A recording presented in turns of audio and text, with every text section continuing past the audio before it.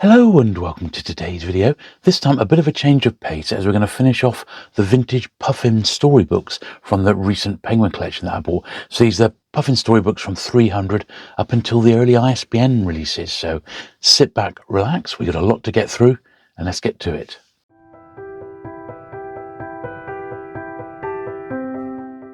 Okay then, so this is what I mean. So these aren't in any order, but this is a Puffin storybook with an ISBN, and you can actually sort of tell with a little bit of experience what the numbering is on these. So I'm going to go through, I'm going to clean them up in the normal way, and if any need polishing, I'll give them a polish.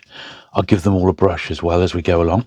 So all the regular sort of stuff, except that we will be having books which are ISBNs. If we take a little look at this one, for when this one actually got published, at 1975, much later than my usual sort of period for Puffin storybooks. I tend to knock all my Penguin collecting on the head at around the early 1970s, 70, 71.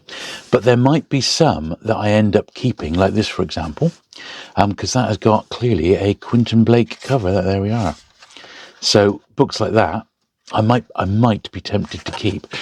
Plus books by my sort of more favourite authors, people like Michael Bond or any of the Wombles books, Elizabeth Beresford, any that I quite like the look of, I might end up keeping. But on the whole, these will probably end up being sold on, these sort of ISBN ones, because they're not of interest to me, because they sort of fall outside my my main period, you know. There's a Michael Bond one, the Thursday one, Thursday Rides Again. So I'll definitely be keeping those. I'm a big fan of his Paddington Bear books, a huge fan of those. I really love them. In fact, I'm just putting together a reading set of Puffin editions at the moment, because I'm actually going to reread them because they're so great. And of course, they're very short. Each sort of Paddington book is made up of short stories. It's basically 6 or 7 short stories. That one's got a page in, which is a bit of a shame what this belongs to. So something like that, Mary Norton and the Borrowers series, that will probably be one, or this will probably be one that I'll end up keeping because it ties in with some of the earlier series. And once again, I do like the Borrowers books, but some of the standalone bits and pieces, they're not really going to be for me, and I'll end up getting shot of them. This is in a sorry old state. It's ex-library copy, which is a bit of a shame.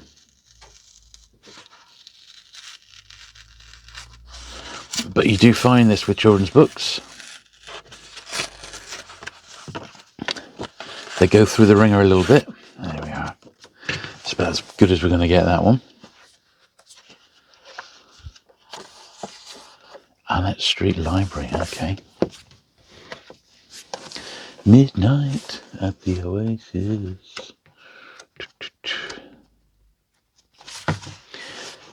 So, yeah, the other criteria for me to keep any of these ISBN books, and the same goes for the main series, which I have got, because the numbering sort of dwindles out at about 3,100. So after that, books which aren't numbered exclusively and are ISBN or even hybrid, the books are going to need to be really nice condition, like that one's that missing a page. So the book is not even complete. So I guess it's going to end up just being knocked out cheap in a job lot. That's probably what will happen with these later Puffins. But it's still nice to have a look. You might spot some that you had as a kid yourself. Oh, that one's falling to bits. Gonna need re-gluing. So I thought, I've got Puffins 300 to 400 odd put to one side, ready for a video, and I thought, well, we might as well just do the whole lot and make it a slightly longer video. So that's exactly what we're going to do today. Hence why we've got these ones which have got ISBNs in.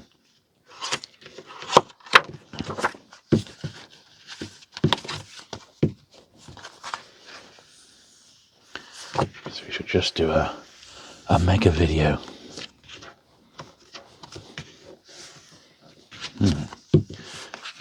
actually sticking very well, that one.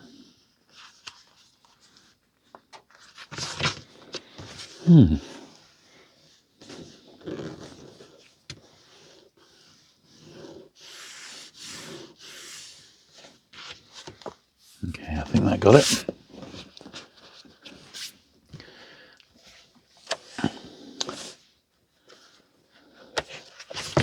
As I said, there will definitely be a percentage of these that really aren't going to be much use to anybody, and I'll just put them out in a little job lot. I might do a little video and just knock them out dirt cheap, like a pound a book, something like that, for these later ones. I'll have a little think about it when I sort them out afterwards, about what theoretically to keep and what to ditch. The Custer Wolf.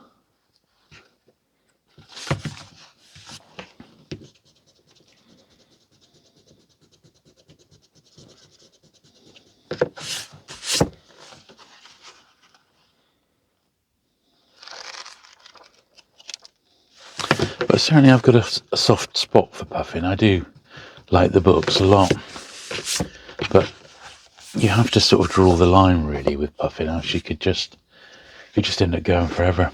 See, these are another great series, the Arthur Ransom Swallows and Amazon series. There's an awful lot of them. They're very, very good.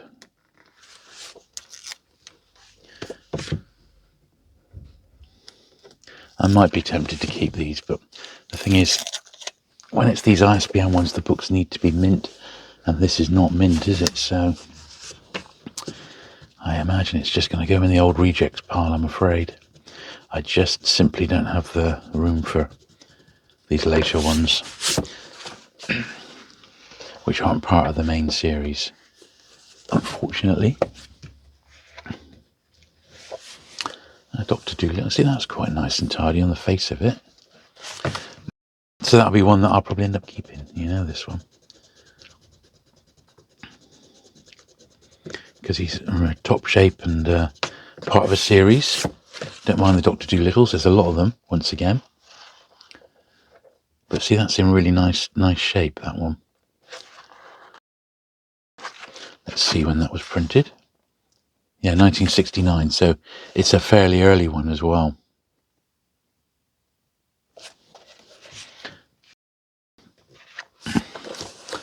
And the Green Canary, another one in the same series. Not quite as nice condition.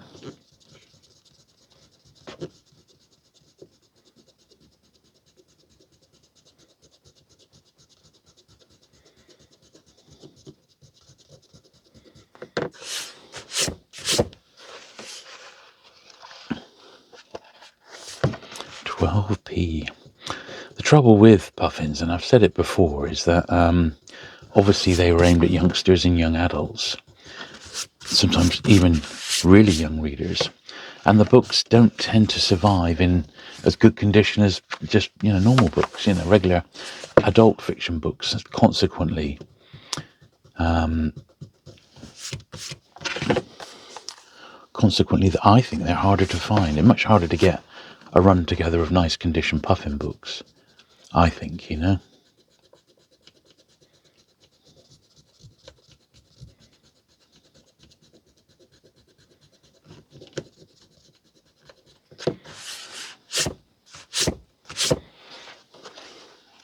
But we love them all the same.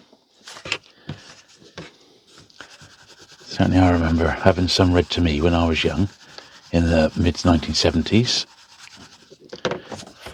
The Roald Dahl books, for example. Very, very great memories of those, you know.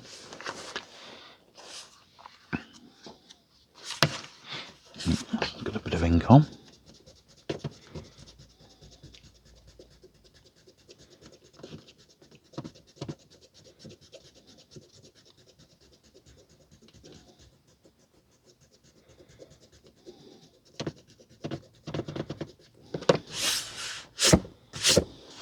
See the ink staining down the bottom there? Typical of the sort of thing that would happen with a children's book.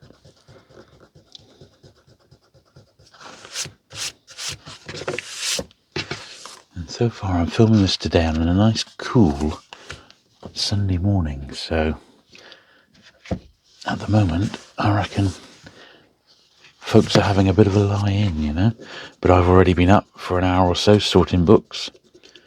As I film this, I'm still prepping for the two paperback shows, the Penguin Collector's Show and the paperback show. Really no idea how they're going to go. They may be complete washouts. They may be pretty good. Just don't know. Here's a Wombles book. The Wombles at Work. Let's have a look at the date on this in a minute and see when this one was actually published. For some reason, a bit like the Paddington books, I always assumed that they were going to come out, the Wombles books would be in B format, but this is clearly an A.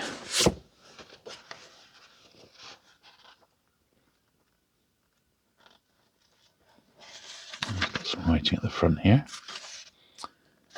1975.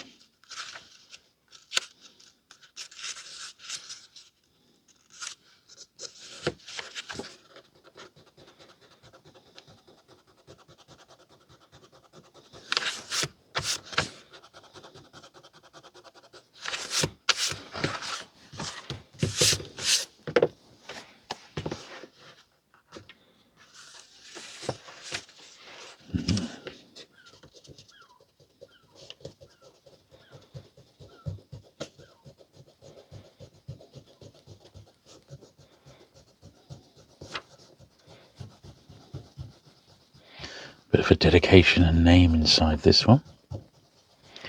So I want to get that out if I can.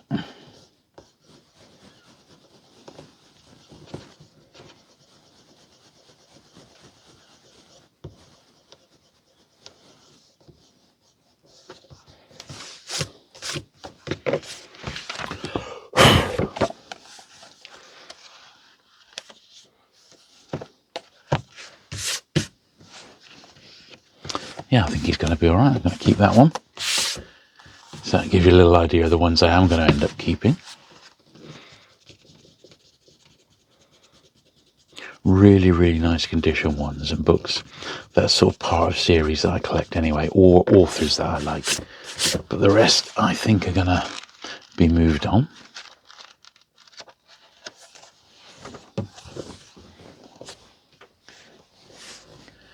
The House of the Nightmare, another eerie tales. See, a shame that I would have kept this one if it was in better condition, being a sort of a mysteries, ghosts, that sort of thing. And I'll collect anything which is also science fiction related, if there are any in here.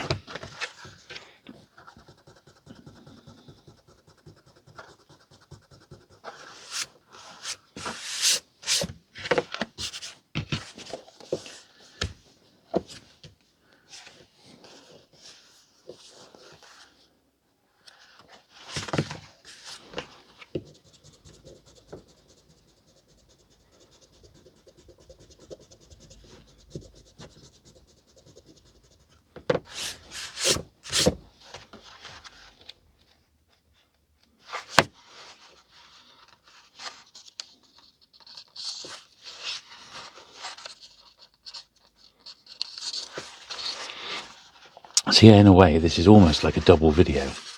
But if I'd have split it to just 300 to 400, and then 400 up, the 400 up video wouldn't have been that interesting, I don't think so.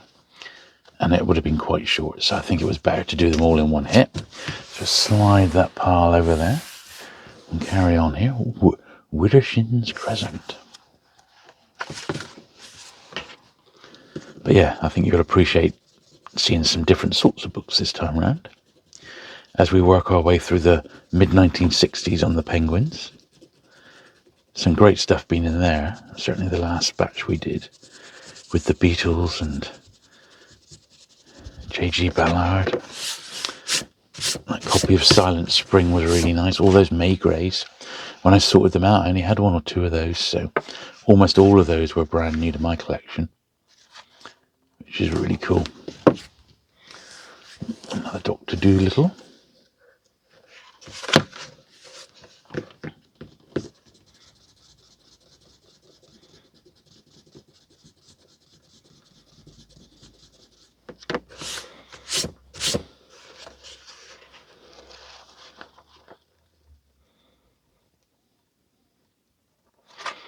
It's nice, isn't it? Excellent stuff. A Book of Princes. See, this is numbered now, 378. In fact, the Dr. Dolittle there was, look, it was number 366. So that will definitely, these ones numbered here, will definitely be part of my main puffin collection. So it'll be all the numbered ones, and then early ISBNs by authors I quite like, you know. I think that's probably the way it's going to go. And I shall be more than happy with that.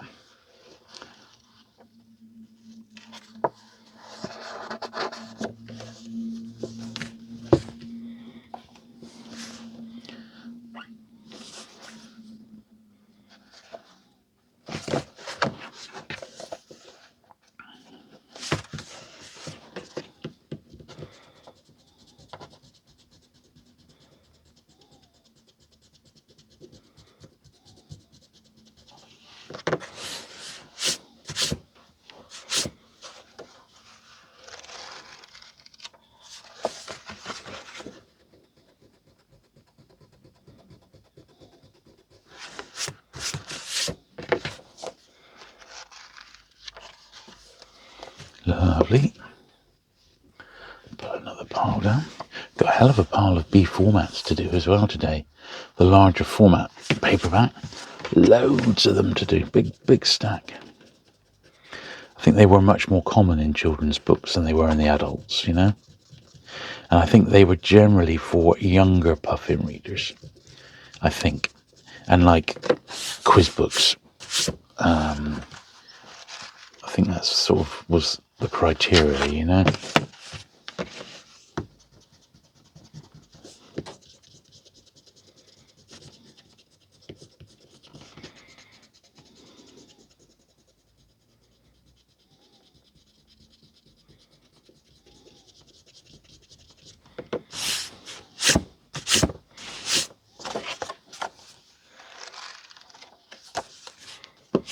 Lovely.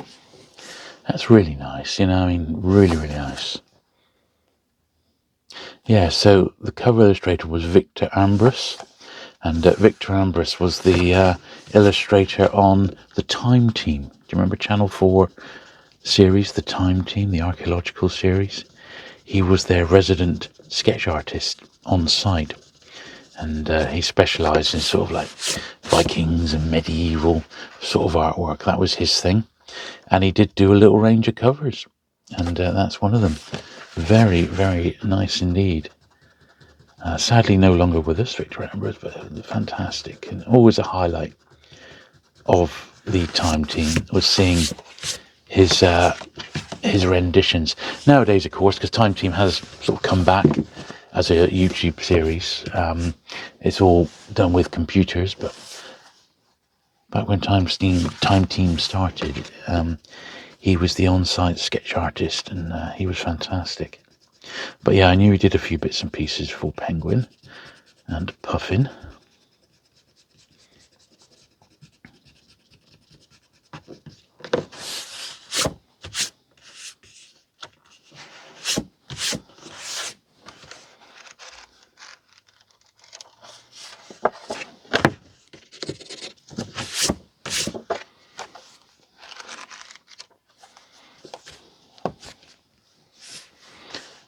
Papa Pillarin's daughter, Papa Pillarin.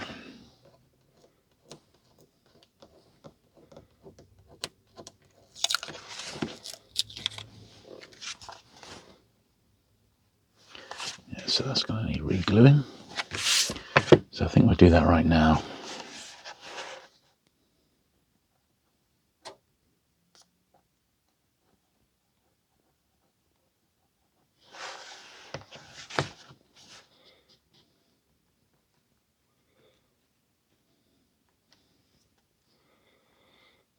There we are.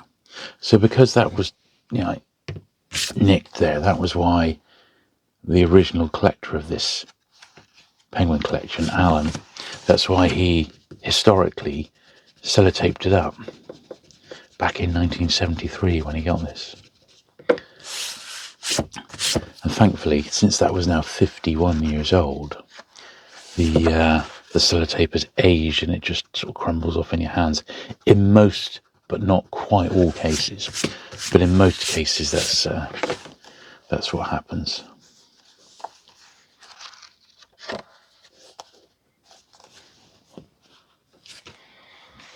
The owl hoots twice at Catfish Bend. Ha!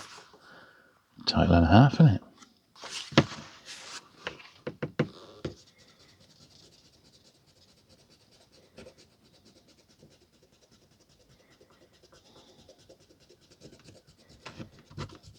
Now, personally, I had a very, very small collection of puffins from 300 up. So they've also ended up in this particular pile of stuff because I don't think they'd ever been cleaned either. So they weren't in particularly nice condition, or they hadn't been tidied up. So I've just put what I had plus everything that's new into this into the books that we're going to see today. I think I'm just going to leave that in there, and we'll see what we shall see. You know, Horse in the House.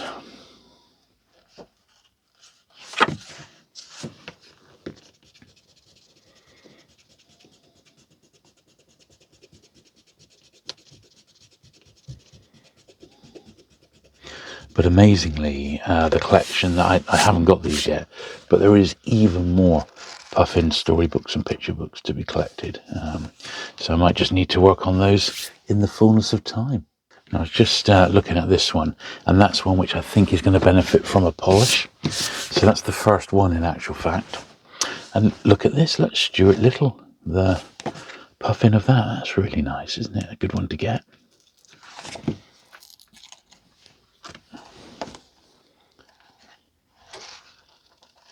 Is it the first printing? Yeah, 1969. That's really nice. Obviously had the film, didn't it? The Stuart Little film.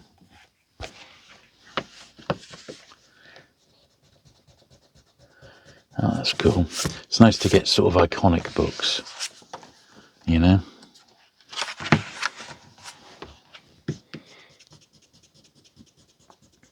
And this is definitely one of them, and we will see others as well.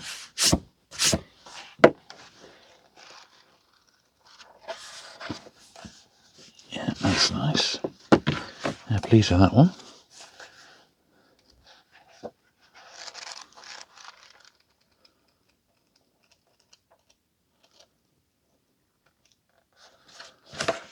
Another nice one there.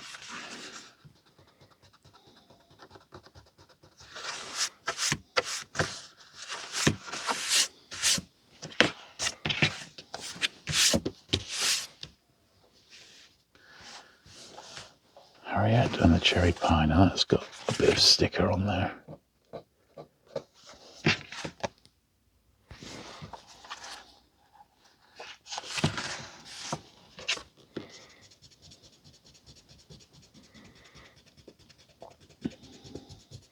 It's interesting that a few of these have got a sticker on the inside back cover there saying about the price change in the Puffin Club. And look how that sticker's left that little residue mark there. The paper's aged differently over the last 50 years and has caused that there. Really weird, eh? Now I'm gonna pop some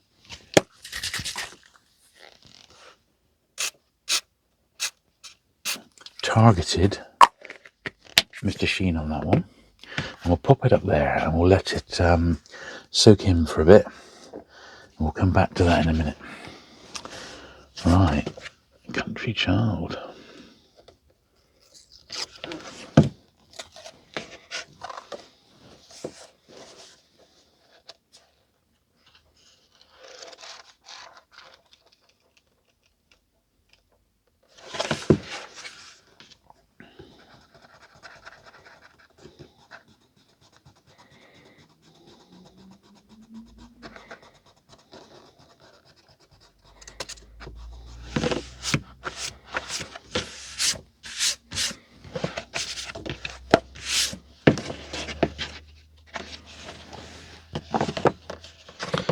Use that one, do I? Let's use this one, of course. Yes, so some of these books we will see twice in this video, because it'll be my original copies, which have been uncleaned, and then it'll be the new ones from the collection, you know. Like this one. This is, I'm sure, the one from the collection, because it's one I've already got, and I'm sure mine doesn't have that sixpence on. But this is one of the slightly more collectible ones, I think. But none of these are big money. I don't anticipate, you know. Mainly just £1 or 2 or 3, you know, at the maximum. That's interesting. That Alfred Hitchcock's Ghostly Gallery. Shame that one's a bit worn, but I don't remember ever seeing that one before.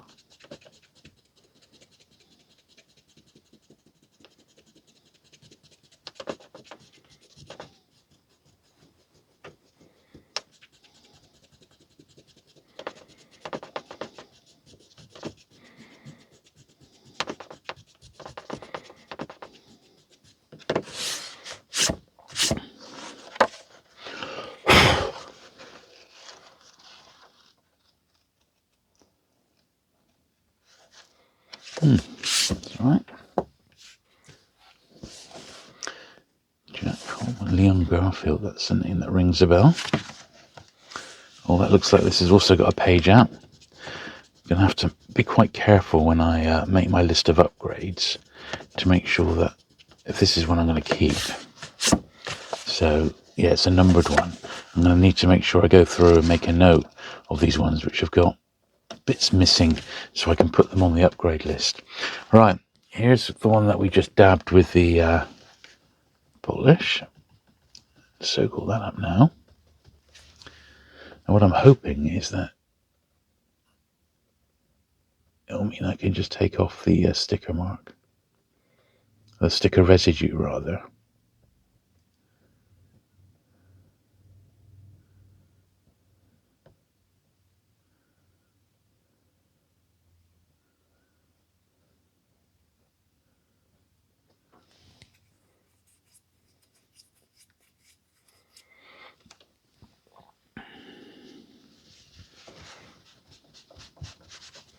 There we are. And if we do it one more.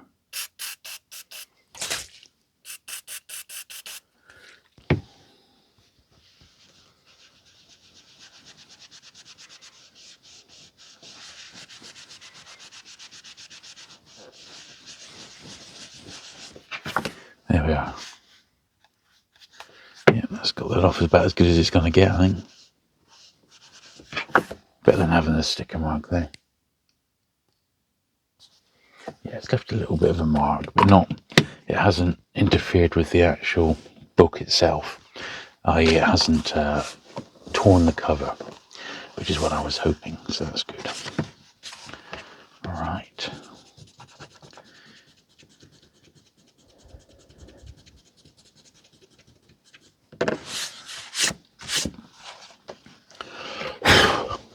There's another one with a page out. Look at that. I wonder what it was. Was it like an offer to join the Puffin Club or something like that, you know? Yeah, I must make a note to be careful on some of these.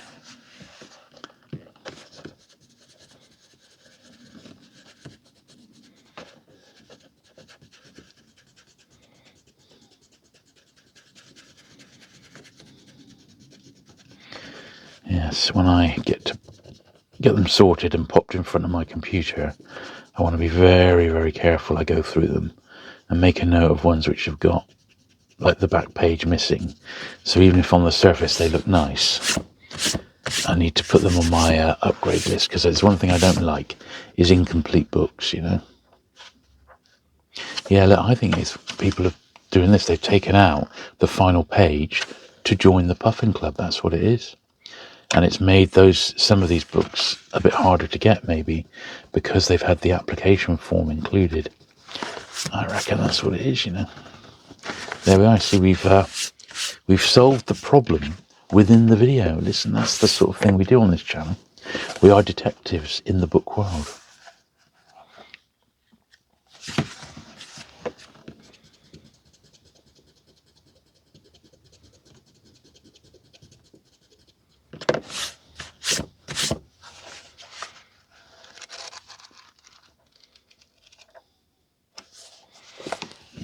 all right. Flying classroom.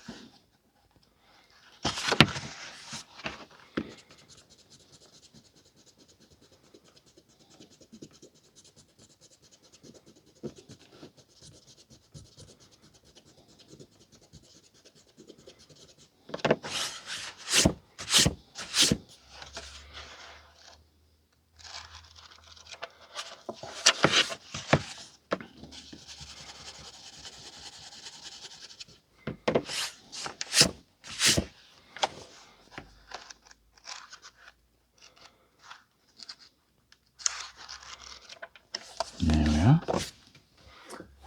Sand. Sand. A whole load of sand.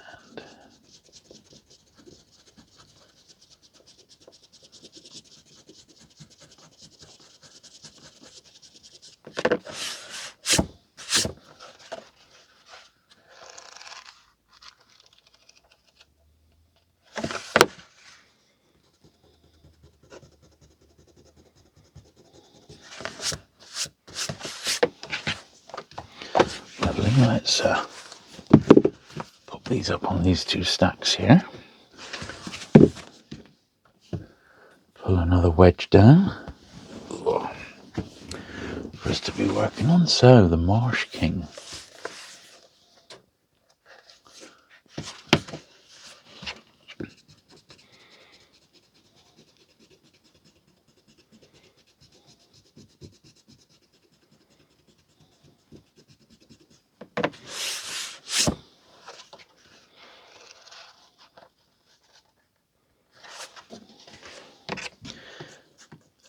Really don't like it when they put a price on the inside front cover like that. It's so awkward to get to, you know. It couldn't have been very easy to write in even at the time, you know. So why, oh why, did they do it?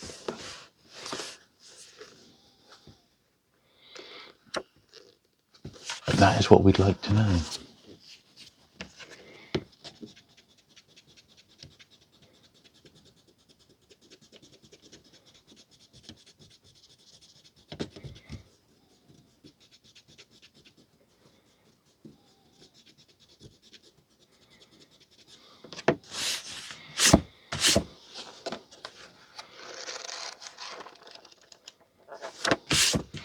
Nice copy of this one.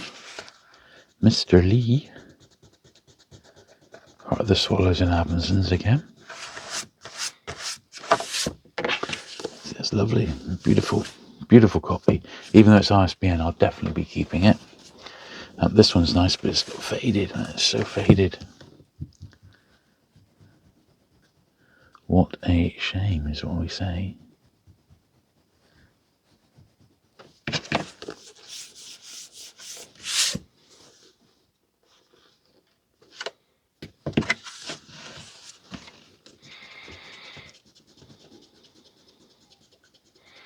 It's in such nice condition, I'll probably end up keeping this one though. Even with the faded spine, which is usually a big no-no for me, but these sorts of books are great, and I don't think I may have read the first one, but I wouldn't mind giving those a try.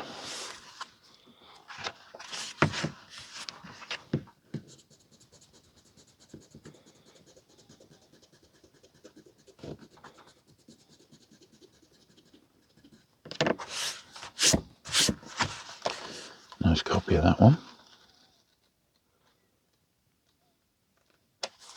Yeah, really nice edition of that one. Saturday and the Irish Ant.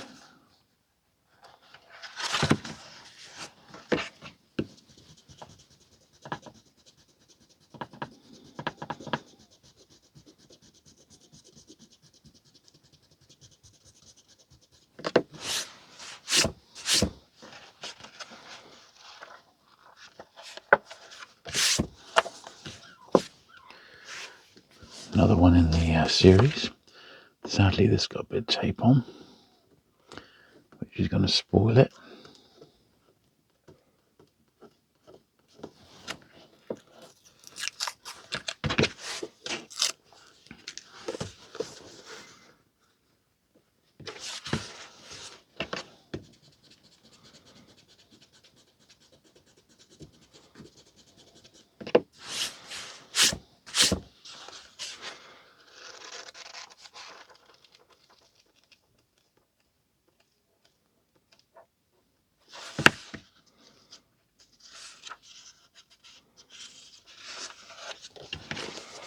Apart from that, he's okay. The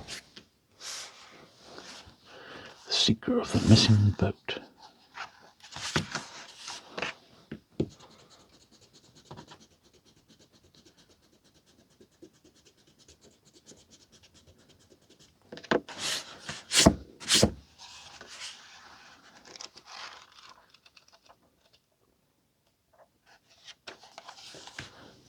Lovely.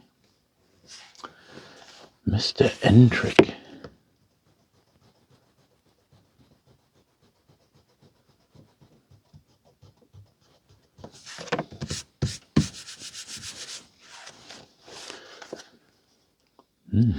Lots of books I never heard of, you know. Quite interesting. Quite interesting.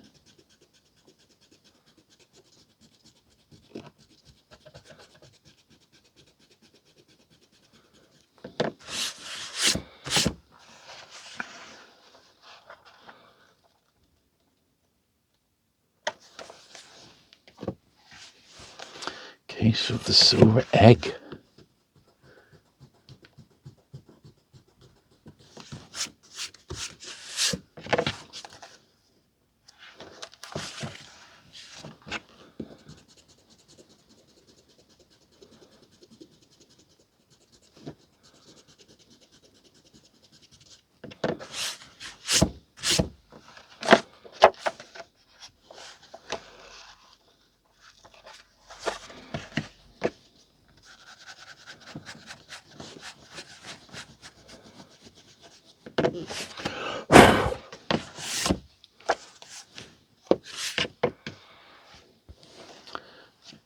Banner in the Sky.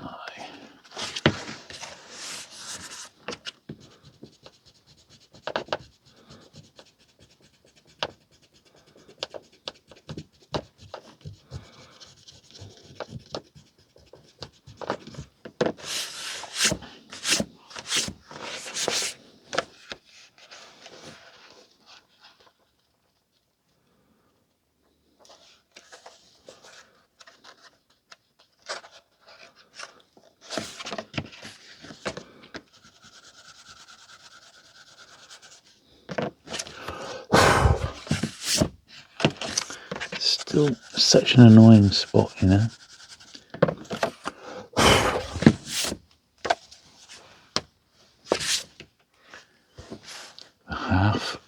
Half magic.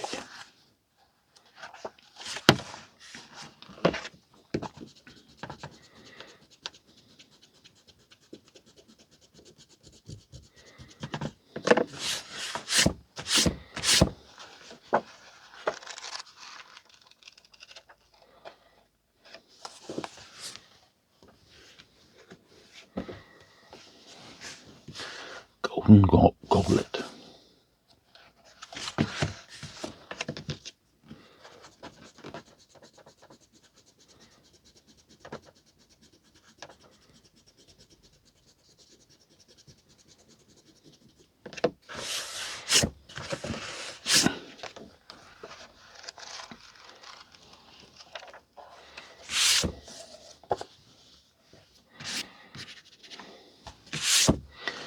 Oh yeah, that's the author of Emile and the Detectives, isn't it? It's another Emile book.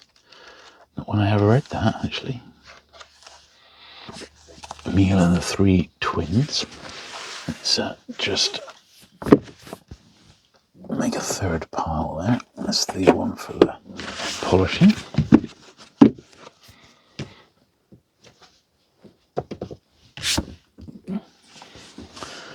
The Crown of Violet.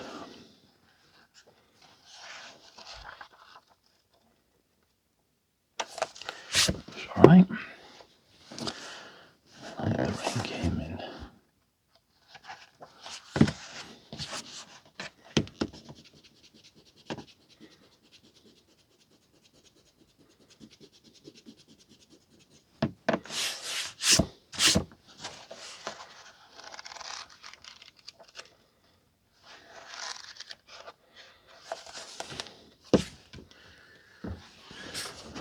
Johnny Tigerskin.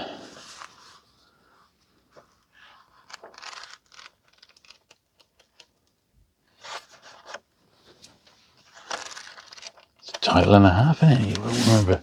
Won't forget that in a hurry. Johnny Tiger Skin. Spike Milligan silly verse for kids. I bet that's quite scarce, you know.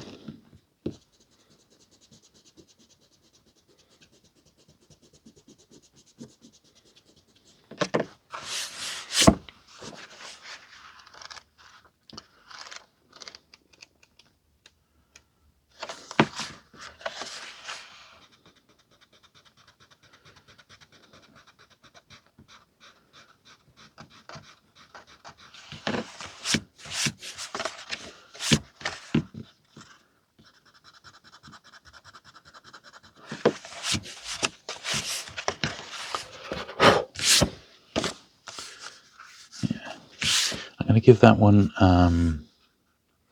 a polish, that one. I think it could benefit from it. Smith.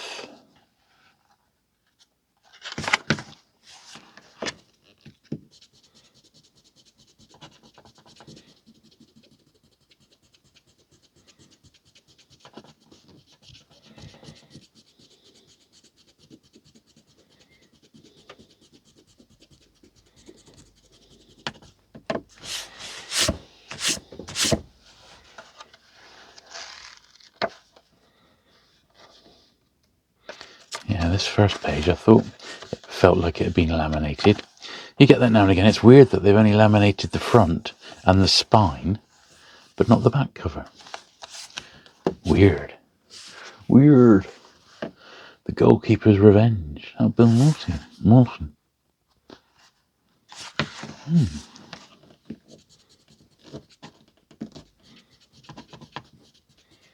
Footy related book.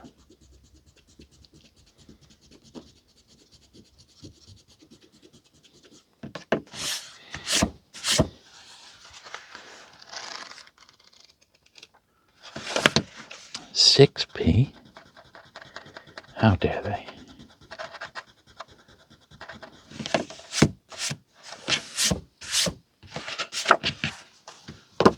Lovely. This is a nice one there. Look, the Puffin Book of Magic, Norman Hunter. Very, very distinctive style of artwork. Seems to work on the paperback cover. Puffin did 3 Puffin hardback annuals, which are okay. You know, they're quite packed in that, but he did a lot of artwork on those, and of course the Puffin Post magazine. But I don't think it works so well on the larger format stuff. But paperback wise, pretty good. If I was young, I would have been all over a book like that. Absolutely fantastic. I love it. That's really nice. Night Birds of Cat.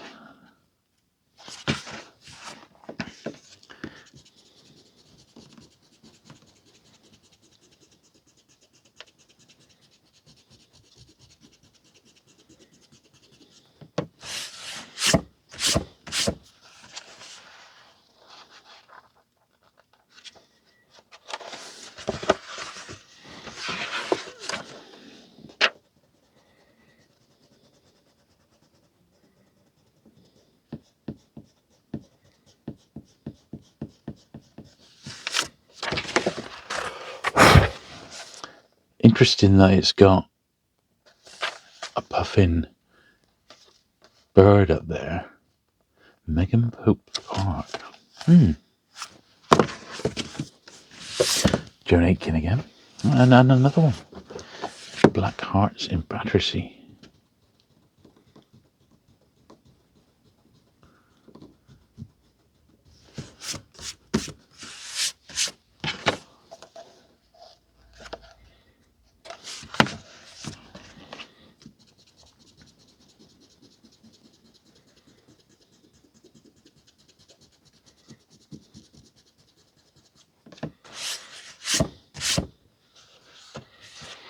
Still not quite got it off.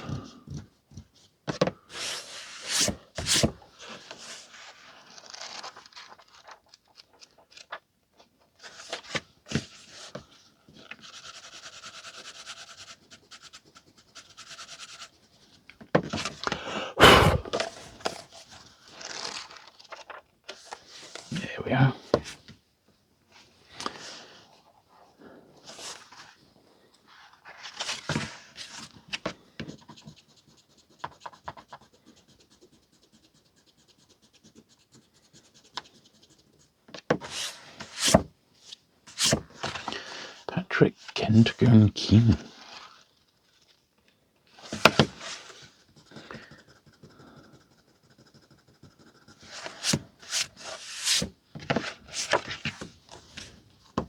Yeah. A lemon and a star. Now that's got a sticker on.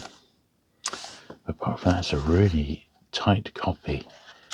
I think I might leave that sticker on there rather than tackling it because it's such a nice book. I don't want to risk potentially damaging it a little bit more. So I'm just going to leave it because look at the spine, it's mint on red. So I'm just going to keep that exactly as is and would be happy to get a copy. No more school.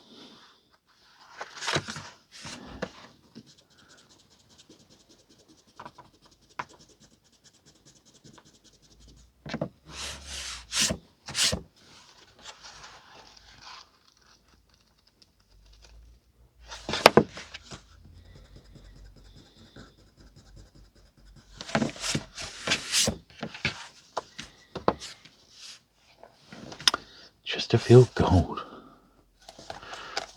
First one without some tape on in a while.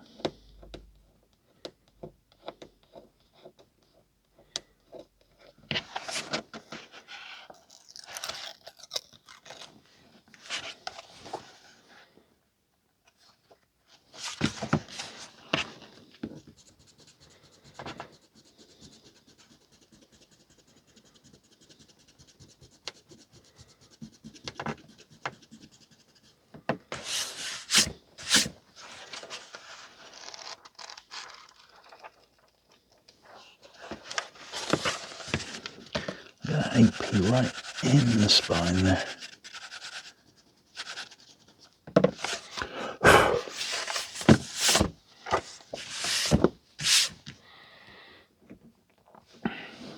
North against the Sioux.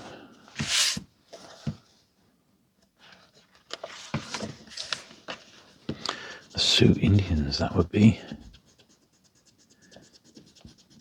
Can't imagine this sort of book would be published today, 50 years later, but back then it was literally cowboys and Indians, wasn't it?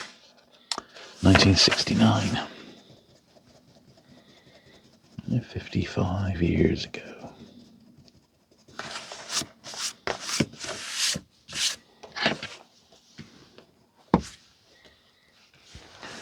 Earth fasts. 28th of the 10th, 76, Plymouth. Picked up in Plymouth.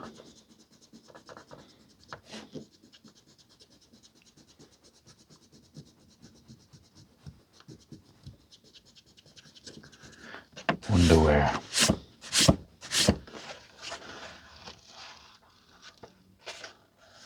I'll tell you what that was. That was a bookshop on the Barbican. I remember exactly how they would do that with their books. That's how they would price them.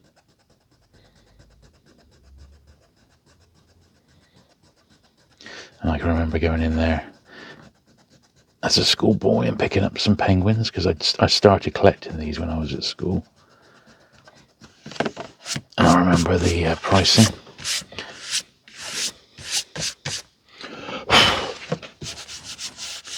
Yeah, you wrote that really, really firmly on there, but there you go. This is stuck together, these, as you may have just heard. A Saturday in Pudney.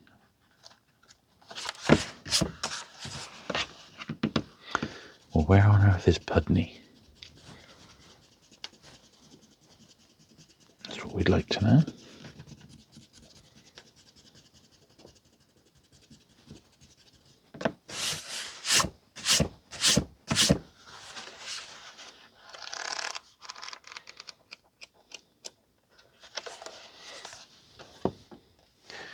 Space Hostages, look at the logo writing. When did this come out? 1970. Huh. Got that sort of futuristic lettering, you know?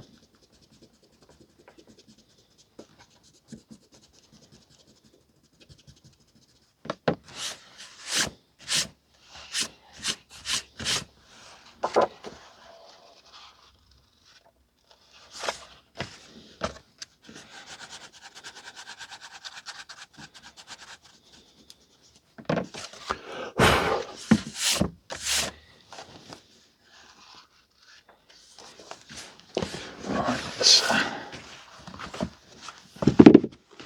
get these onto the stacks here. We will need a fourth stack soon enough. This is really, look at it, it's really worn. So, yeah, not the greatest of shapes.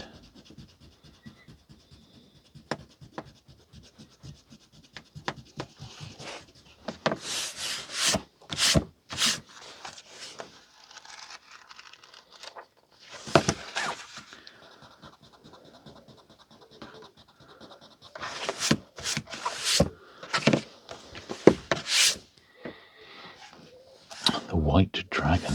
These are some ISBN ones again.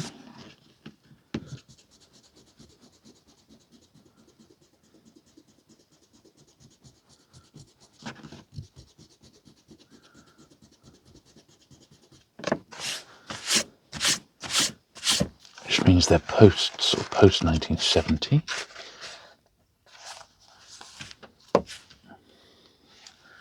The Weathermonger. Faded spine.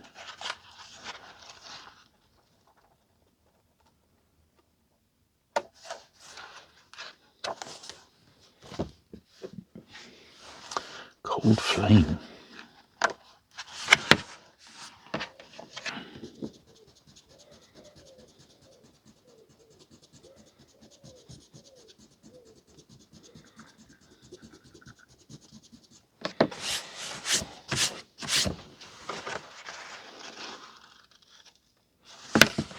£6p.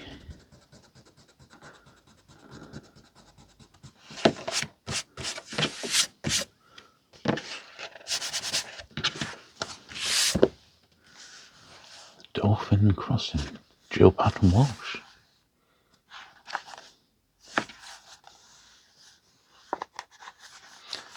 Yeah.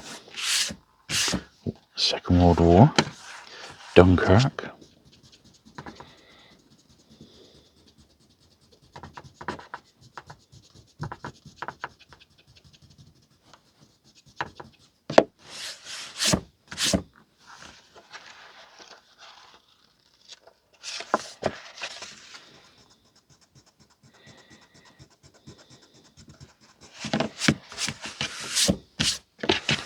Yeah, look at that. Look at the jacket. Gareth Floyd.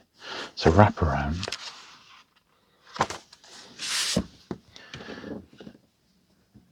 Ooh. A mill.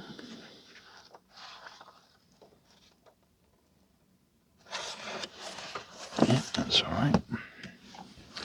Roller skates.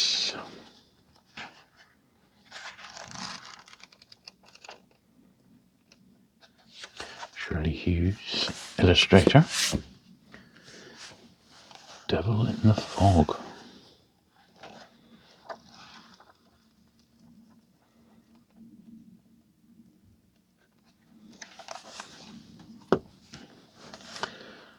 Great House.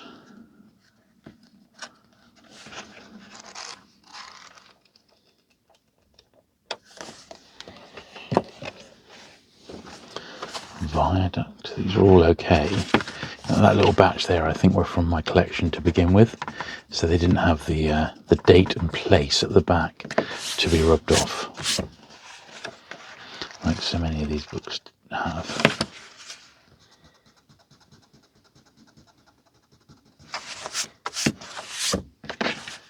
Right, let's get these on the pile now. That's the polished ones, but we need to start a fourth pile, you see, so that's the start of that. And there's a couple of polished ones can go over there. The Long Winter.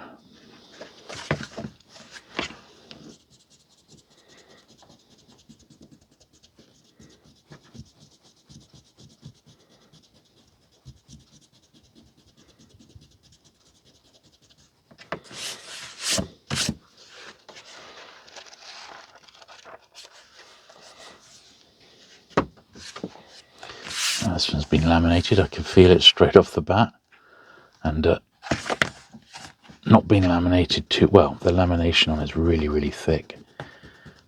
So, a bit of a shame. Sometimes I'll keep a laminated book just as a as a filler. This is ex Children's Library, but it will be very much on the upgrade list. It won't look too bad on the shelf, that one, you know.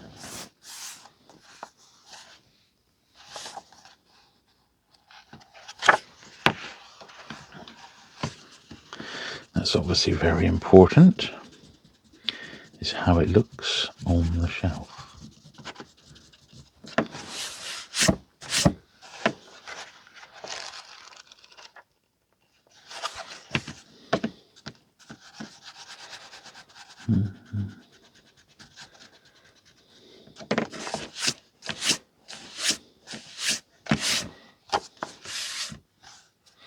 A little 8p I just spotted there.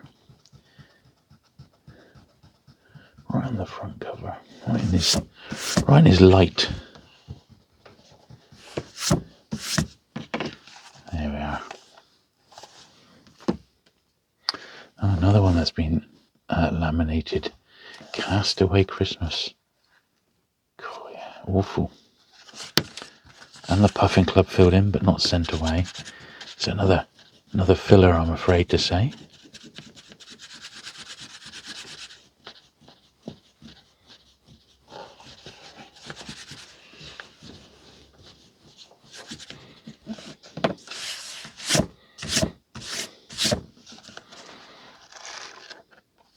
Yeah, it's a little rough.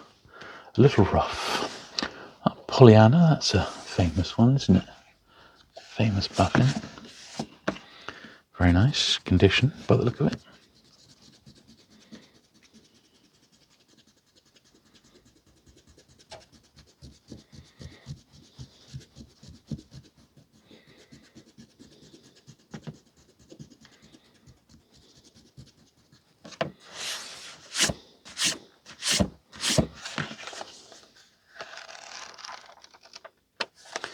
Yeah, that's lovely. Dr. Dolittle again, Secret Lake.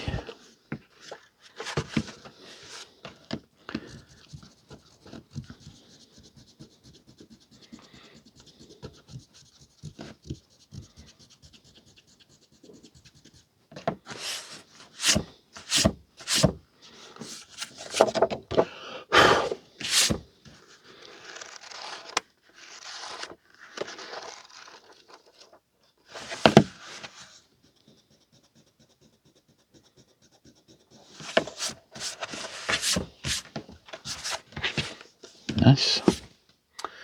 Another one here, Dr. Dolittle's Garden. There was an awful lot of Dr. Dolittle books. I've actually got a box set of them as well, which I'll need to dig out and compare, I think, before I jump on the computer with these. Just to make sure I've got all the books sort of in one place. Roller skates. I know I've got this one.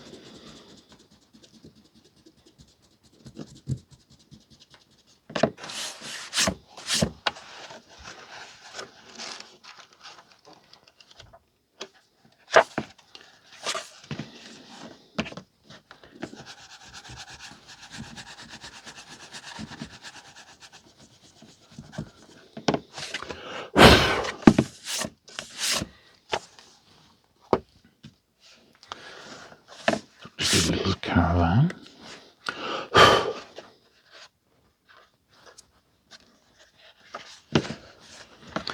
Very nice copy of this one by the look of it.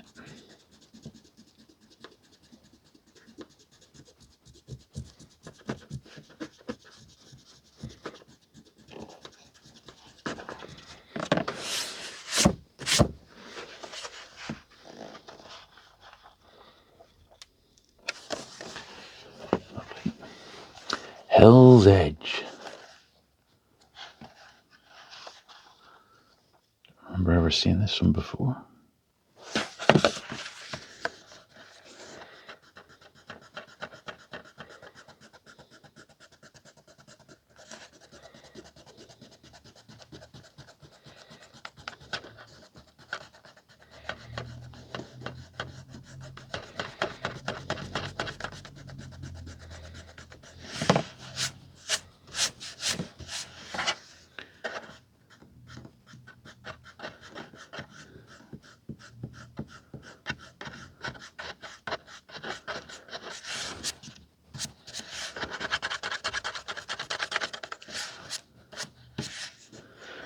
a lot of pencil in the inside cover, and it was quite deeply written on, so there we are. But we got it, didn't we? Let's get this these out of the way. My Side of the Mountain picture, photograph cover rather. That's a film tie-in, not one I recognise.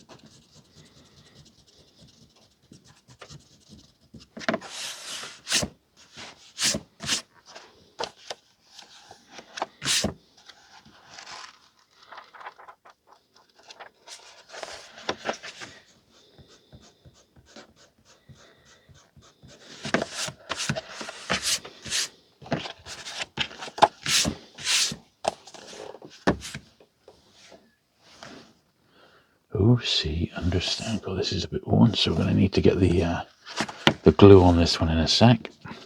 We haven't needed to glue that many today, in actual fact. Far less than sometimes on the main series.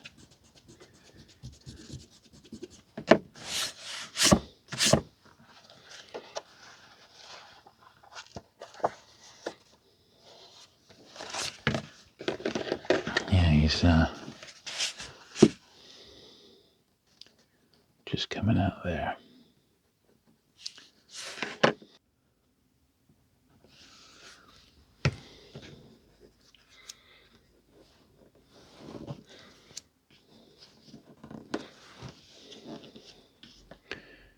Saved that bottom of the spine there. It's got the spine crease, but at least that bit's not going to poke out anymore, which is good news. Pony's Plot. Oh, see Northcote Parkinson. I do recognise that name. This one's a little bit grubby, so I think this is a candidate to be polished in actual fact. But that's absolutely fine.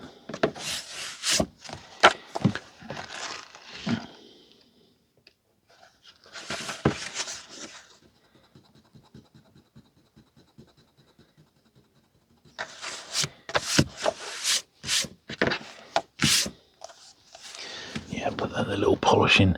Only 3 books in that pile at the moment. So we've already seen one of these in my own collection, which is also in here. Plus there was one from the main Puffin run, so Alan's copy as well. Thankfully in this particular case I've got a really nice copy of that one. Another Arthur Ransom.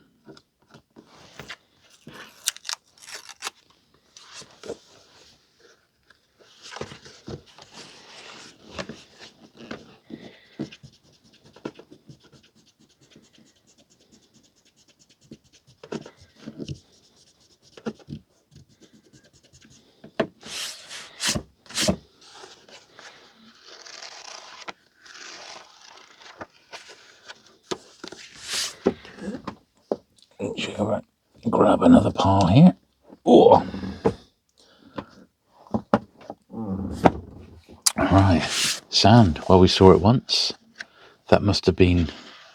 This must be my original copy of it from my collection, I'm guessing, because we've seen one already today. The Copper Nail. So some of these we might get away with not having to do too much on, you know, because they've already, at some point, or probably when I bought them, they've been gone through the process, you know.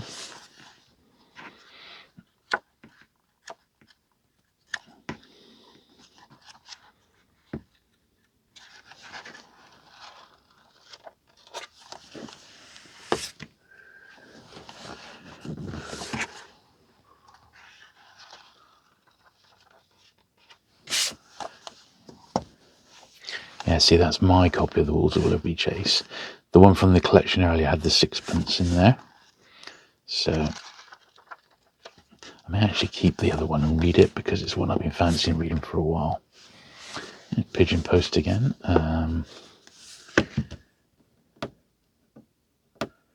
Little bit of tape on, not me. So I reckon we're back to the ones from the collection again now. Yeah, with the name in the back.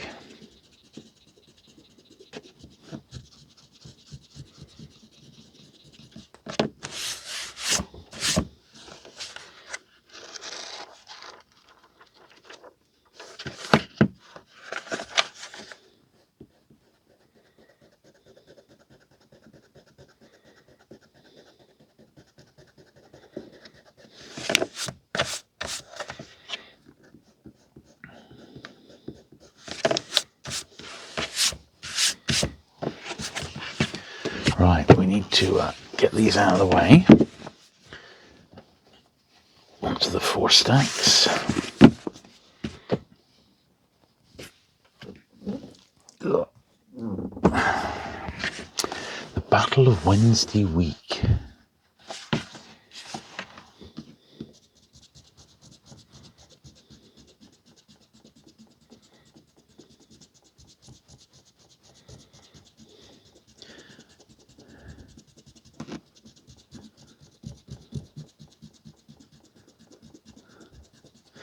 Yeah, if you could go back in time and tell Alan one thing, it would be don't put the names in, and please don't use any sellotape.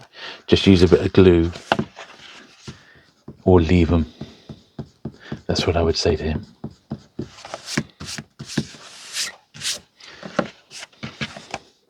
If I had a time machine. Dr. Dolittle's Return—that's a bit of a thinner one, isn't it? I can't believe how many Dr. Dolittle books there were. Around this time, of course, there was a Dr. Dolittle film, but there was a massive advertising budget, and it basically flopped. It just didn't do very well, and consequently, there was a lot of stuff come out for it, and it just didn't sell. There's loads of Dr. Dolittle memorabilia. I suppose the books were a bit more of a different proposition, but back in the day for the movie, there was loads of merchandise, and it just sat on shelves because the film did so badly,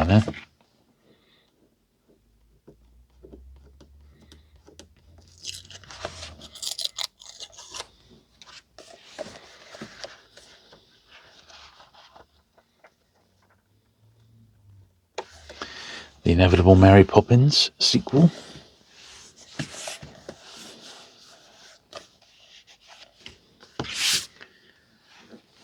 Devil in the Fog.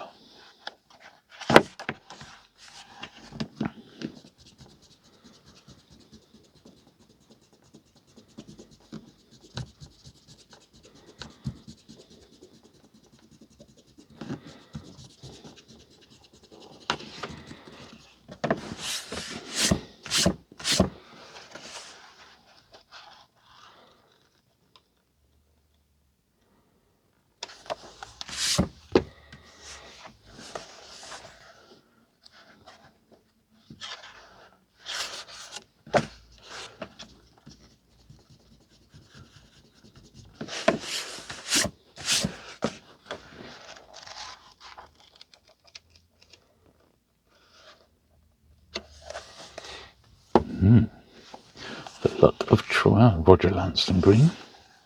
Bit of a later one for him.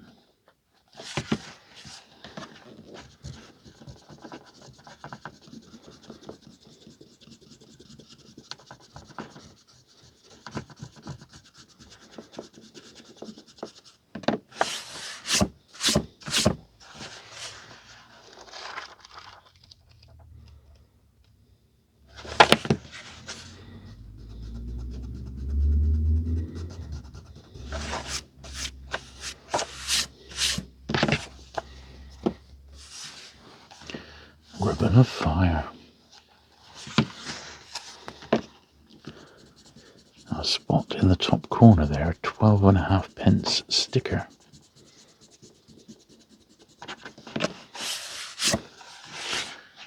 Look at that. Which I'm just going to leave there. sometimes you have to make an executive decision. And this is one of those instances where the book itself is actually in really, really nice condition. I don't want to interfere with that, so I'm not gonna. We didn't mean to go to sea. I don't believe you.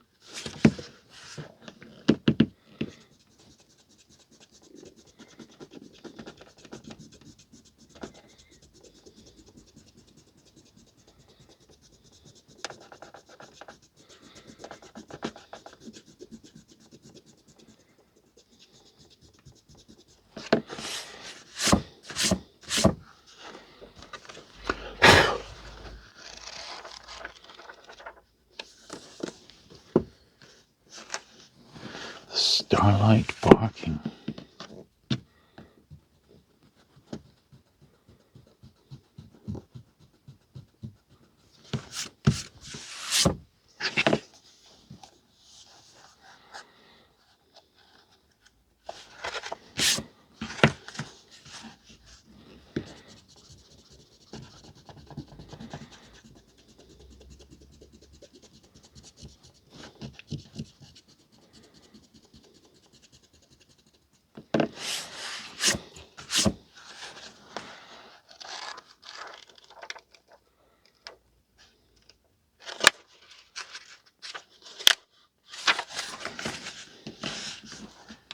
The old Tempe inside.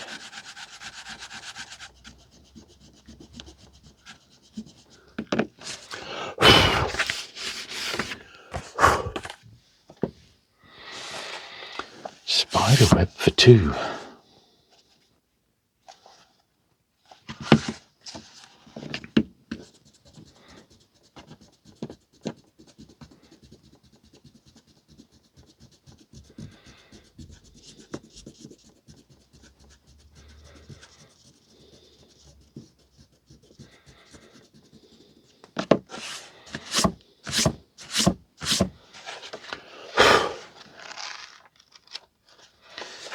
Simon's Library.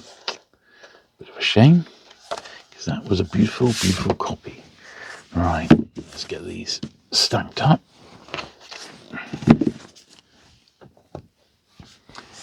Ginger over the wall.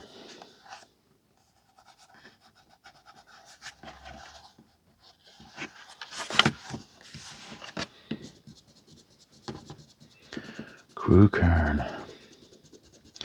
Wonder if these came out of that Penguin specialist shop in Crewkern. I remember going there in the 80s, and the place was stuffed with penguins. It was unbelievable. Really, really good.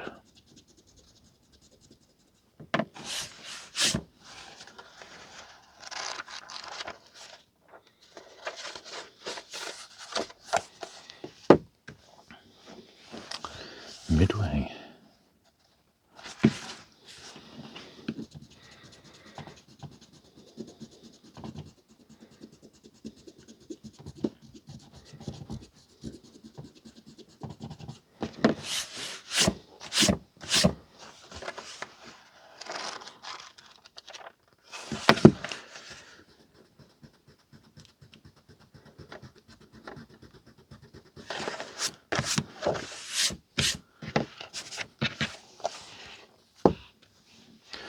The Witch's Daughter, Nina Borden. Nice one, that.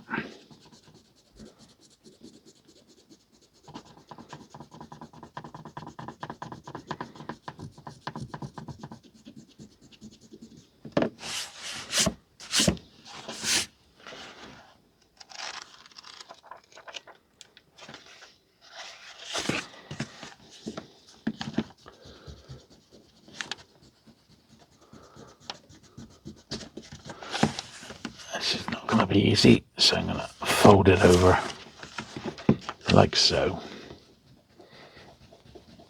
So I've got a firm surface to rub against.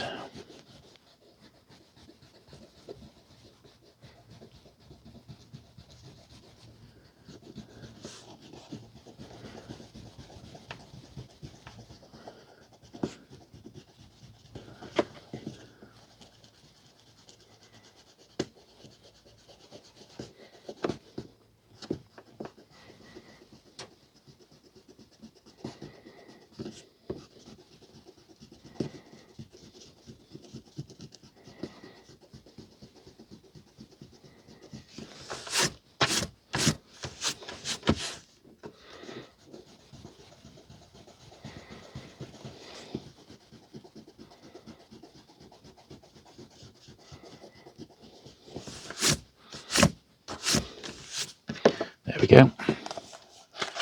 Right, that one we'd already done.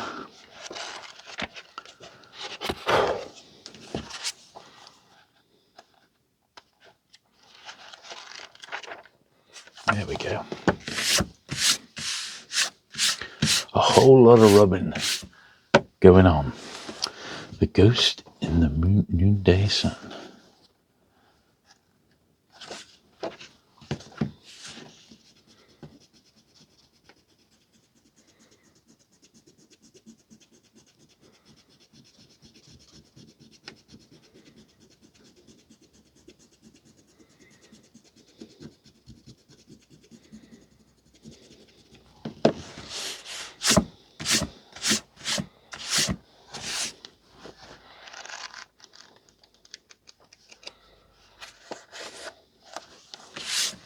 Focusing inside there. The town that went south. Clive King. That's cool. Author of Stick of the Dump, amongst other things.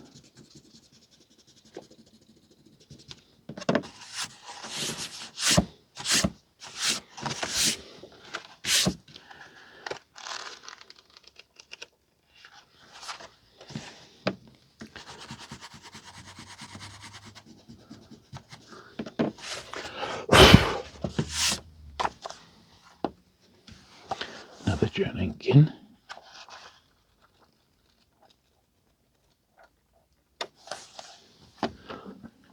I'm putting over the last batch of A formats now.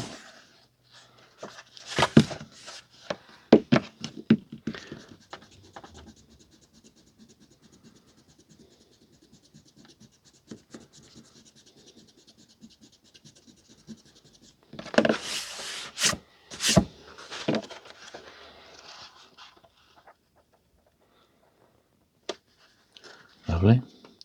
Another one by Victor Ambrose.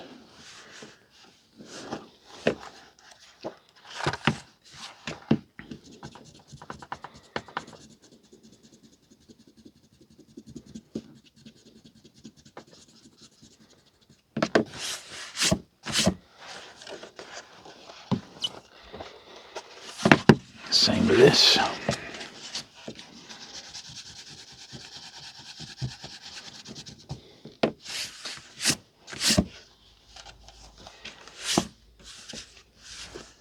Peter Duck.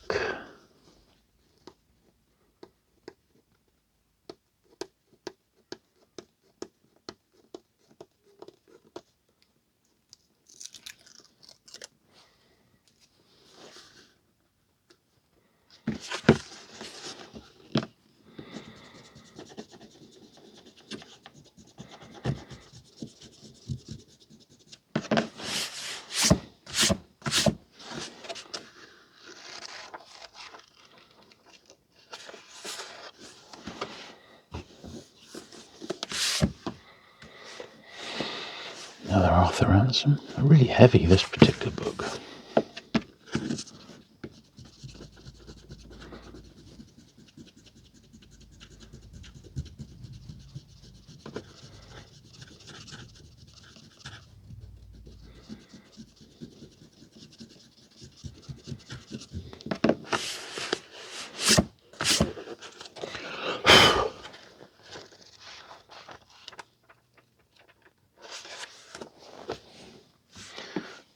More on the run. Nina Borden again.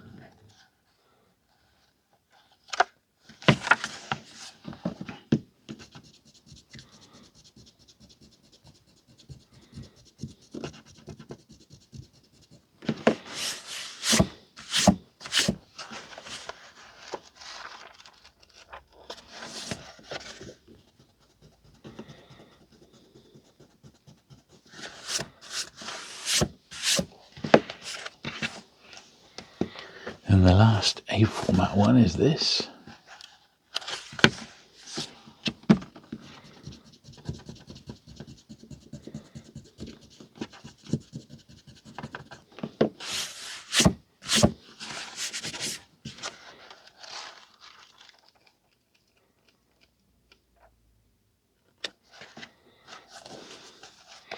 Okay, so let's get these sorted. And then we can start on the larger B format books. So these are all larger B format, and we may have our work cut out a little bit with some of these, I reckon, but we'll see how we get on.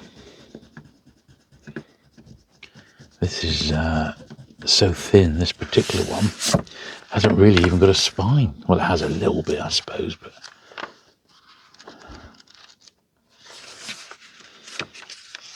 definitely a young puffin, that's what it says. Meaning, I guess it's the under sort of 7s. I think that's where they were aiming for.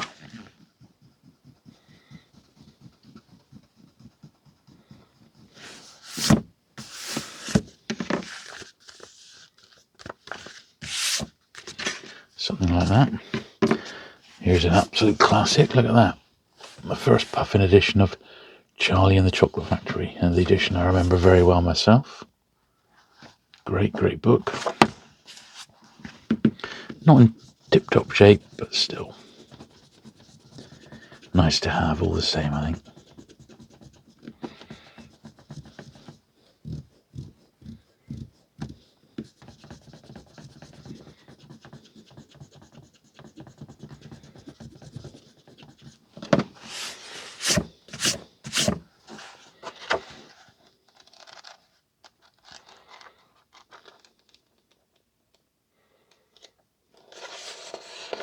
Yeah, I'll put that one in the to be polished pile. That is a particularly nice one. Another villain. This needs polishing, but look how thin this one is. Wow. What is it? The Boomerang book. I don't know, but I suspect this may have actually come with a boomerang. You know what I mean? Do you know how to make a boomerang, perhaps? I bet you that probably came with a boomerang. But once again, very beaten up, so we'll give it a polish as well. This little puffin.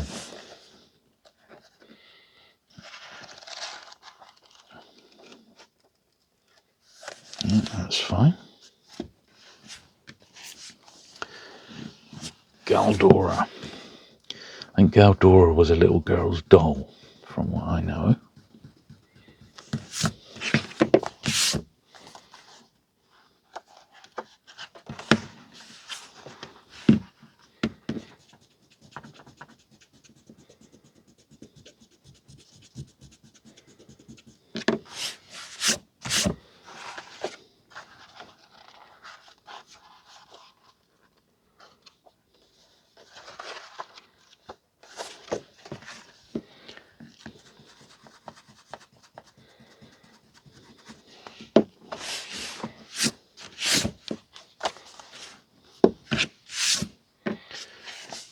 More about Teddy Robinson.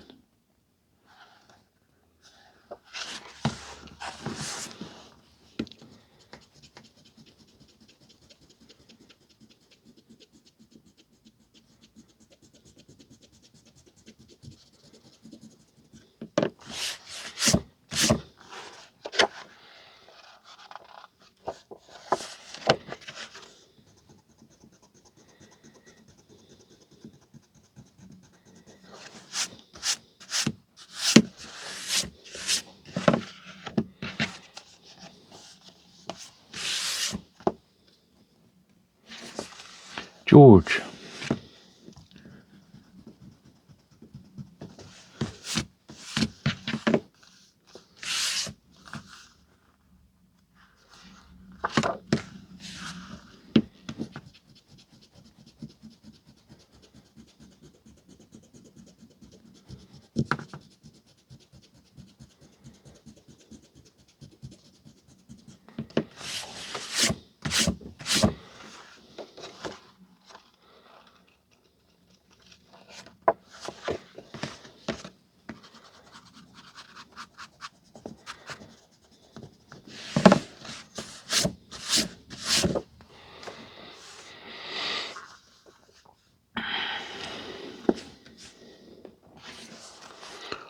boy and the wolf again.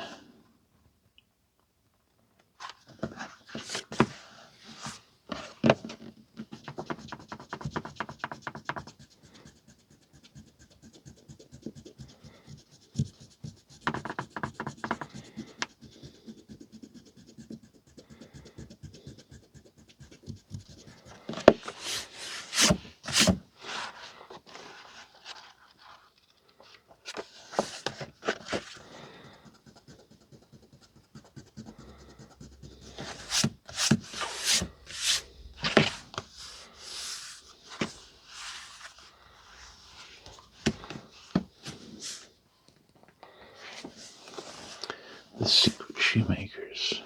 I think I read this one as a kid, or had it read to me, I believe. Rings a bell.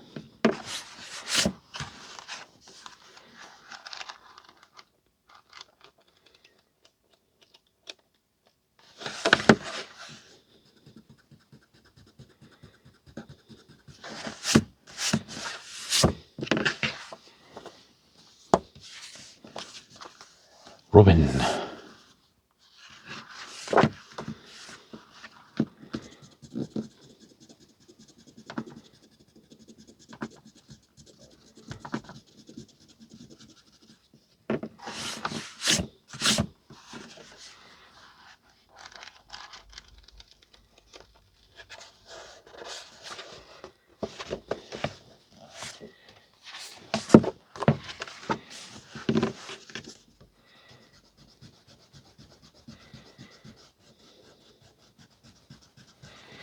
Another book that's been doodled in.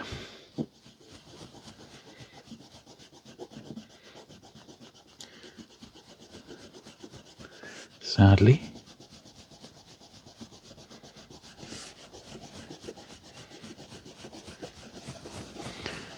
But luckily in pencil.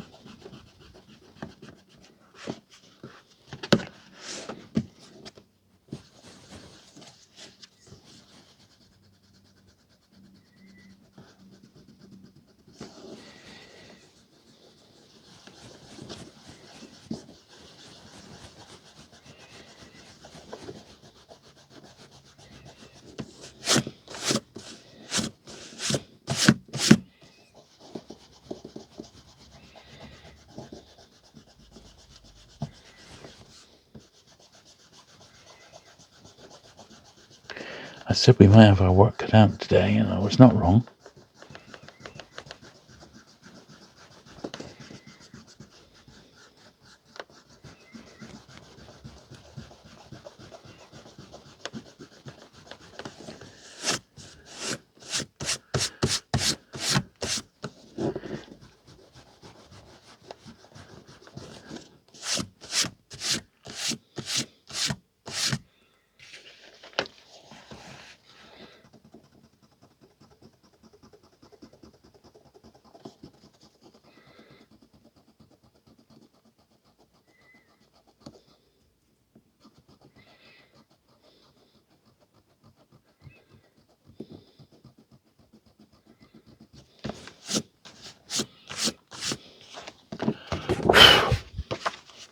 Wow. That's a lot of work, wasn't it?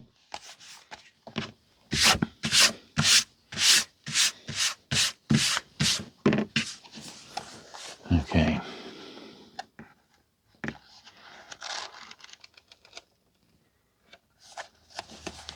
Can't remember if we'd even done that one, so. Little O. These may have been from my collection already. Paddington.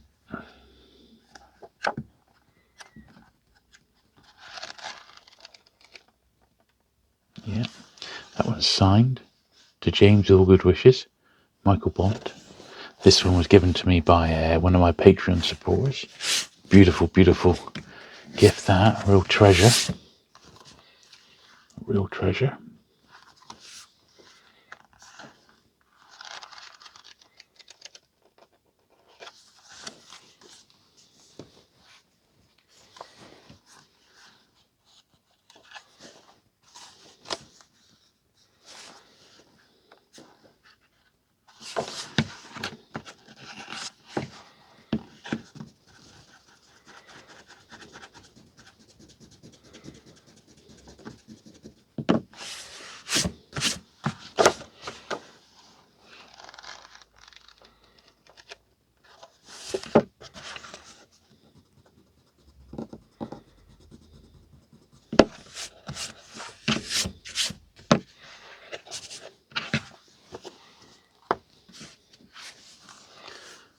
3 little funny ones.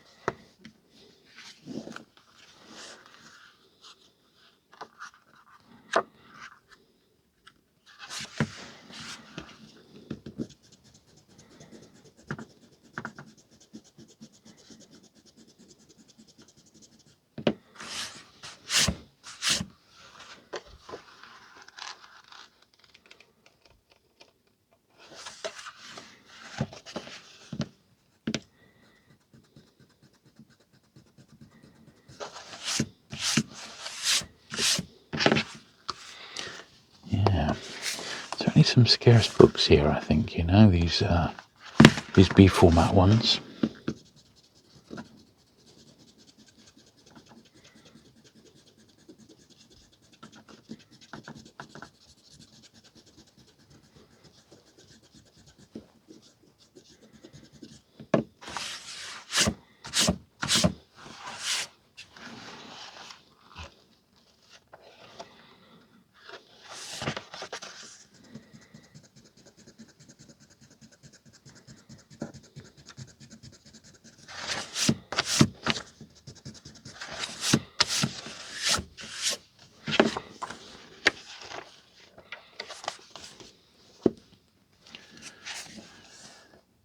Danny Fox Meets a Stranger.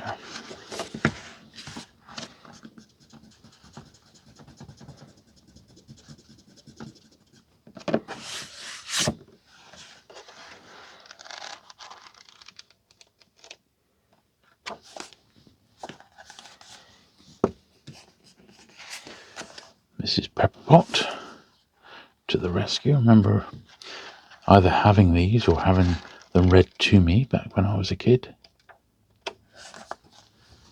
This has got no spine, like my aunt's alphabet. This has got to be pretty scarce, I would think. But you never can tell with these things, you know, you never can tell.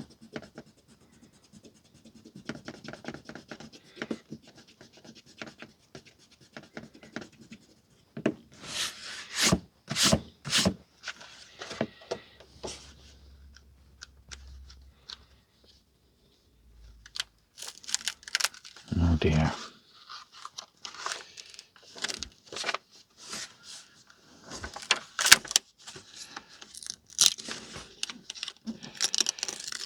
The dreaded internal tape. I think we're going to need to go through this one page by page, I think.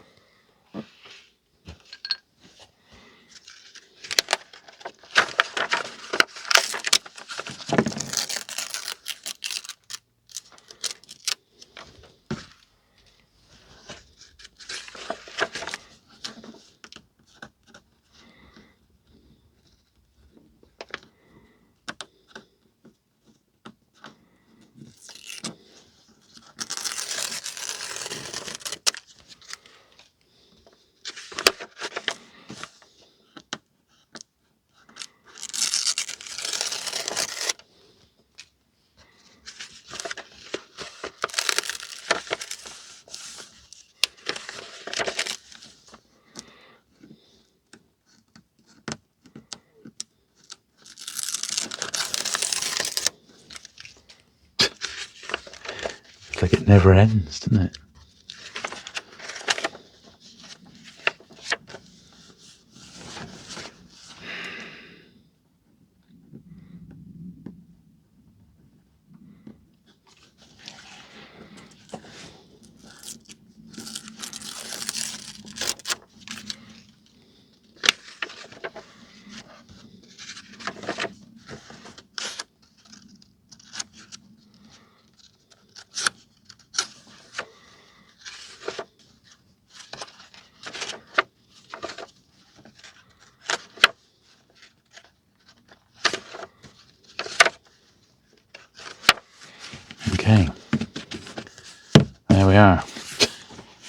Wow. But worth doing, I believe, in that instance.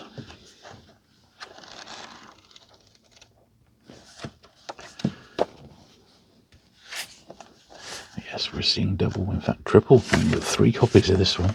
It was the second series, the Thursday series by Michael Bond, not Paddington.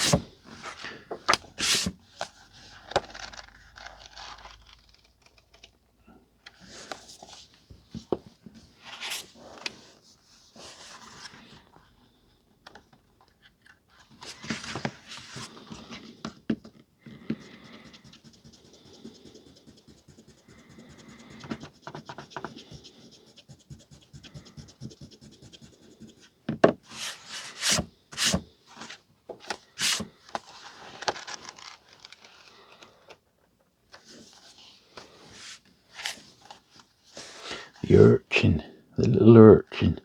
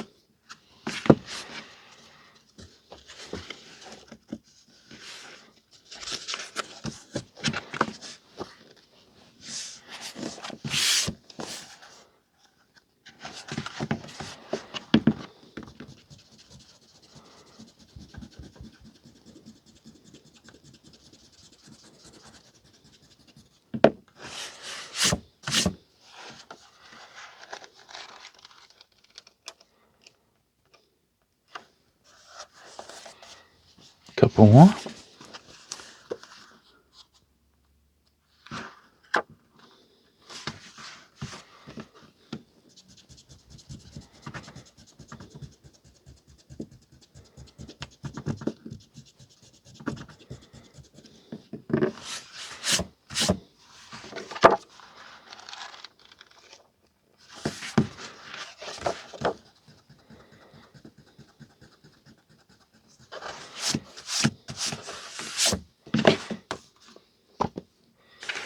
Last one, the Penny Pony.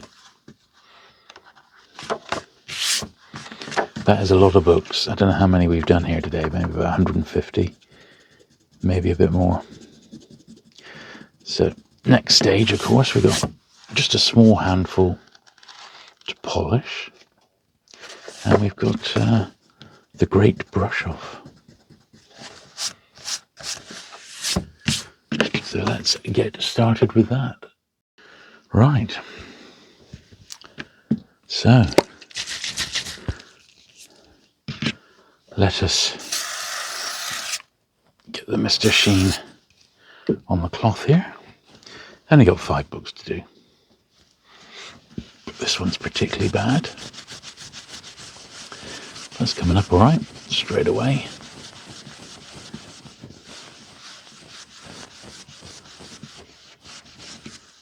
Which is what we were hoping.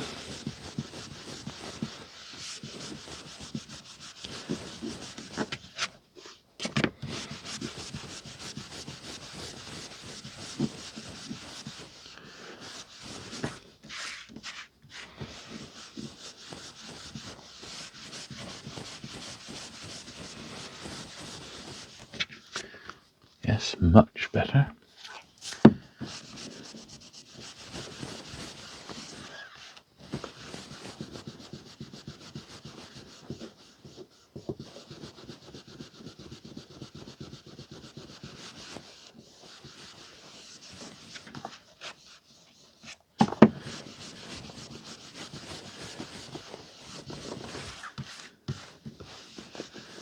Great cover on this one. You could say iconic, and you'd not be wrong.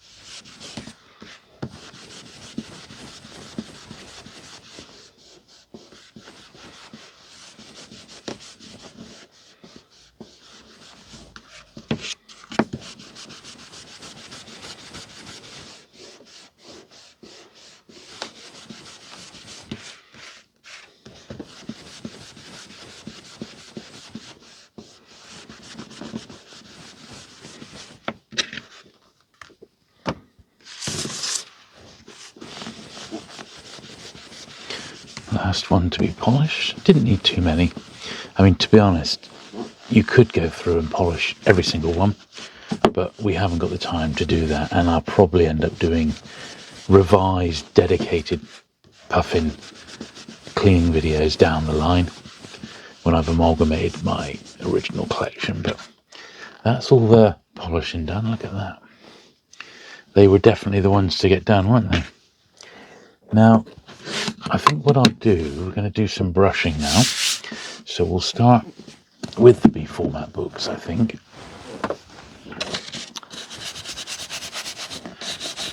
So we can get them done and sort of out of the way, as it were.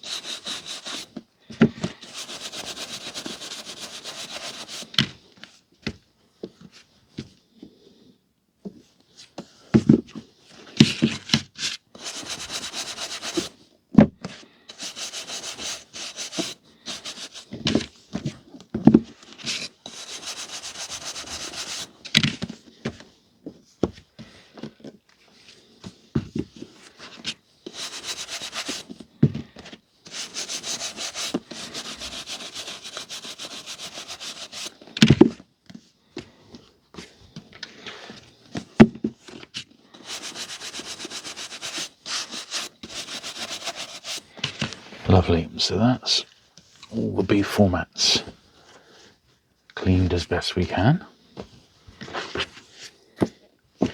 Now we've got 4 big stacks of A formats, so we'll start working through those now. So it has been, you could say, a bit of an epic session today, but it's been really enjoyable. Lots and lots of books that I've never seen before, or maybe sort of vaguely remember from when I was a kid.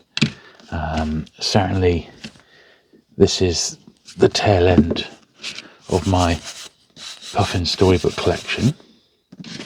Potentially, Mr. Tempe there. Potentially I might, there are later Puffins available, but I think they're sort of past my, I don't think I'm going to find a lot in there that's a nostalgia will be that I'm just not interested in. So I'm not really sure what to do, or if to even bother with those at all, because it would just be making work for myself for books that there may be a handful that I want, but probably there's not going to be a lot in there for me.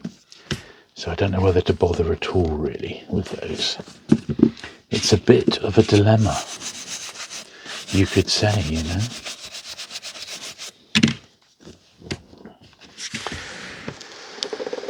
And I don't want dilemmas at my age. I want it to be nice and easy.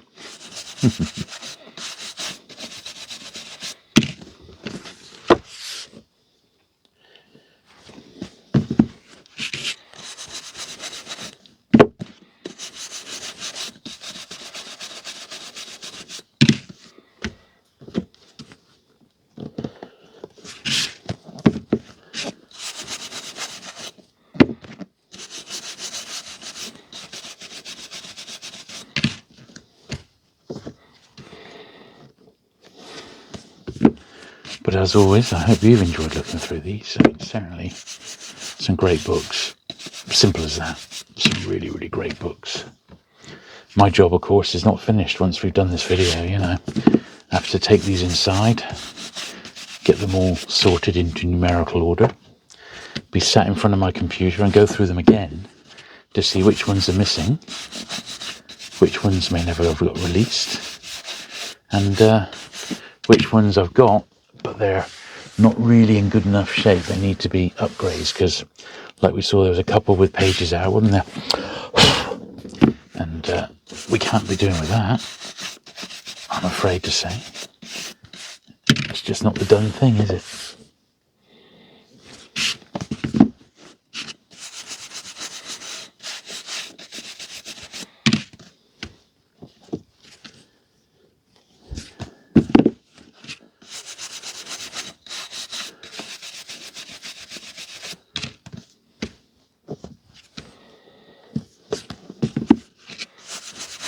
Obviously, if you have enjoyed today's video, do please give it that thumbs up. Next week, we'll be back to the main series. In fact, that's all we've got left. So it's going to be main series 2300. And we've got up to 3200. So we've got about, still, approximately 900 books still to get cleaned. And then we'll be back onto normal programming, shall we say. But by that time, I may well have bought some more books off the same seller. I am looking at picking up the classics, the peacocks,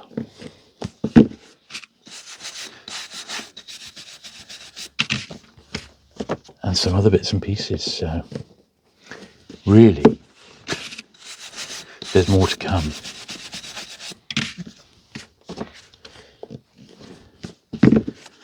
But I'm sure you don't mind. But anyway, as I said, thank you very much for watching today. I hope you've enjoyed the show. There we are. And I'll see you again in another 7 days with another video. Bye.